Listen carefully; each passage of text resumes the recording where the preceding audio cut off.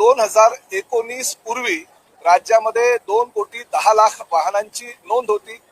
2019 नंतर सर्व कंपन्यांना आदेश देण्यात आले होते की HSRPच्या नंबर प्लेट नुसारच तुम्ही नवीन गाड्या बाजारात आणा. त्यामुळे जे पूर्वीचे 2,10,00,000 ग्राहक होते त्यांना HSRP नंबर प्लेट लावण्यासाठी त्यावेळेस निविदा प्रक्रिया राबवण्यात आली. 3 निविदाकारांनी त्याला प्रतिसाद दिला आणि तिन्ही जणांना ते जो महाराष्ट्राचा विभाग आहे तो विभागून देण्यात आला. आजपर्यंत जवळजवळ 49% वाहन चालकांनी HSRPच्या नंबर प्लेट बसवलेल्या आहेत. आजपर्यंत परिवहन खात्याच्या माध्यमातून 5 वेळा मुदत वाढ देण्यात आली होती. सर्वसामान्य वाहन चालकांना वाहनधारकांना सांगण्यात आलं होतं की 30 जून पूर्वी आपण आपली गाडीची नंबर प्लेट जी आहे ती HSRPची बसावी, अन्यथा कारवाई करावी लागेल.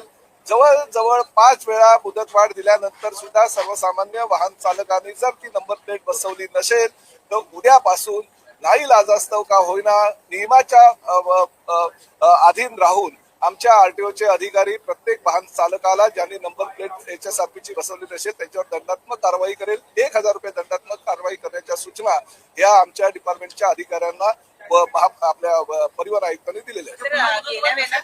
पूर्ण मुदत वाढ नसेल, शेवटची तारीख आजची आहे. उद्यापासून दंडात्मक प्रक्रिया जी आहे ती चालू होईल. कारण देशामध्ये आणि प्रामुख्याने राज्यामध्ये ज्या पद्धतीनं देशविघातक शक्तींकडून काही हल्ले करण्यात आले, काही अतिरेकी कारवाई करण्यात आल्या आणि अतिरेकी कारवाई करत असताना गाड्यांचा वापर मोठ्या प्रमाणात करण्यात आला होता.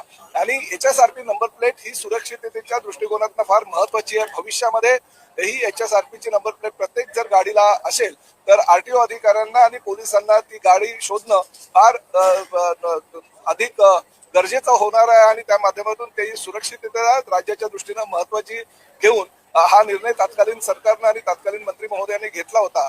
परंतु जर प्रवाशांनी किंवा वाहन चालकांनी अजूनपर्यंत जर नंबर प्लेट बसवली नसेल तर माझी परिवहन मंत्री म्हणून विनंती आहे, आज शेवटचा दिवस आहे, त्यांनी ताबडतोब नंबर प्लेट बसवण्यासाठी किमान अर्ज जरी केला तरी त्यांना दंडातून सूट देण्यात येईल. पण अर्जही केला नसेल आणि त्यांनी शासनाची जी योजना आहे किंवा जो नियम आहे त्याची पायमल्ली केली असेल तर नाईलाजास्तव त्यांच्यावर कारवाई करावी.